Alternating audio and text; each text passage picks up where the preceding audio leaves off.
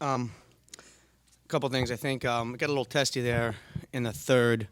Kind of both teams got a little bit chirpy, and I don't think we did a great job handling that.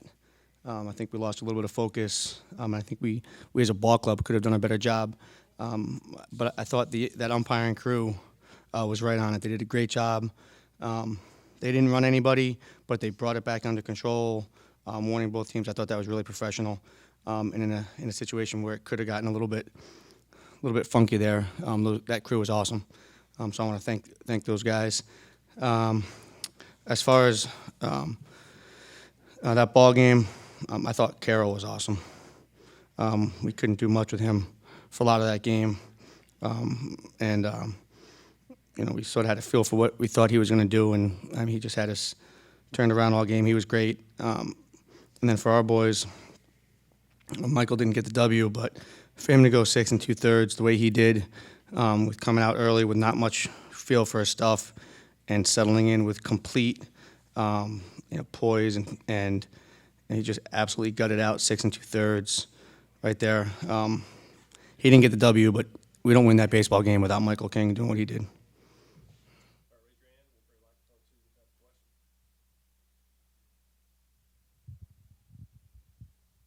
Coach, just I guess talk about that seventh inning there. You get the 3 runs. I mean, is that kind of the character of y'all's team all season for those who haven't really seen you be able to battle back and come back like y'all did there?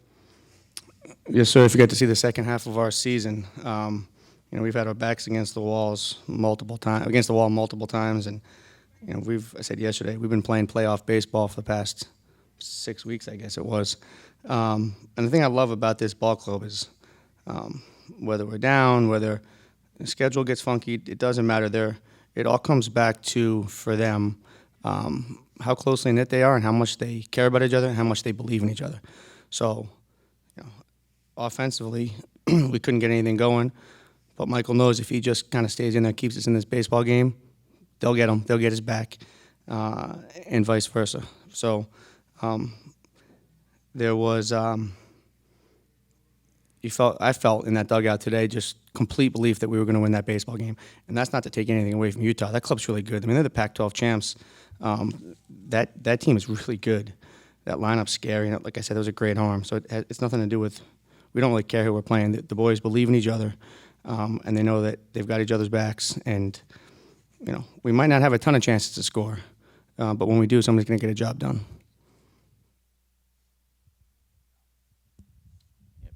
Coach, you get to sit back and wait for the Tulane Utah winner. How do you know who you're going to start at this point, and how rested is your staff, and how good a shape do you feel like you're in for the rest of the tournament now?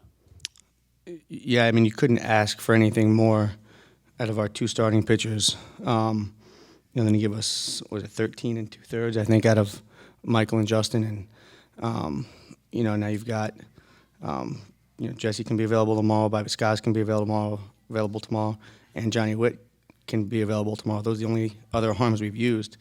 So the bullpen that we have a lot of confidence in is rested and ready. And we're going to start Jake Stevens, who's been great for us all year. The boys have a lot of confidence. They love playing behind him, and so you got him starting with our bullpen. We like our matchup, and we don't know who we're playing, but we like our what we have pitching wise. That pregame ritual you do, where you form a circle, is that something you do before every game? Is it new, and what does it do for you? Yeah, it's something we do before every game. Justin, when he's not pitching, he's usually in the middle and fires the guys up just to set the tone. So, yeah, we've been doing that all year and all last year, and it's worked out pretty good for us. So. Hey, Coach, when talking to you on Thursday, you mentioned, just coming down and playing this atmosphere. Now that Ole Miss is no longer in it, and I guess the electricity is kind of out of the place, does that take away from the just from what you were expecting as far as bringing your team down here and playing in this atmosphere, or is it hard? Do you have to energize yourself, or? Well, I hope we don't have to energize our boys playing in the NCAA tournament. But I tell you, the boys were extremely excited to come to Oxford. I think as a ball club, both with our players, all the parents are talking about it, the fans are talking about it. I think everybody's falling in love with Oxford and the people here and how we're being treated and the hospitality. I think everybody's falling in love with Oxford, and I think we're going to have a lot of people rooting for Ole Miss in every sport down the road after the experience that they've given us here. Is the electricity out of the place? You know, I think our boys are more concerned with the electricity and the feeling in the dugout.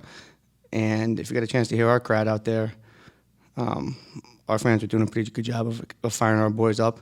And as if they needed, as if they needed anything else, they were able to FaceTime with Pete Frates on the bus on the way in. So if they needed anything to get them going, that was going to do it. So I don't think we're worried about that. But I'll tell you, one of the other things we've noticed is these Ole Miss fans have kind of started rooting for us, and it's got the boys really excited.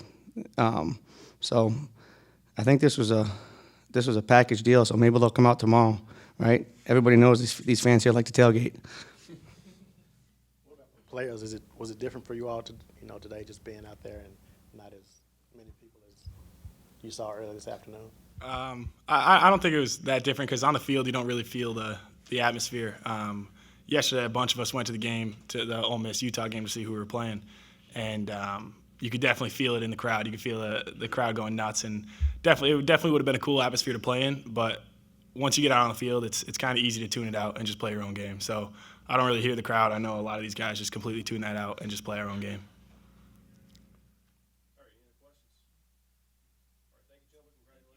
Thank you. Thank you.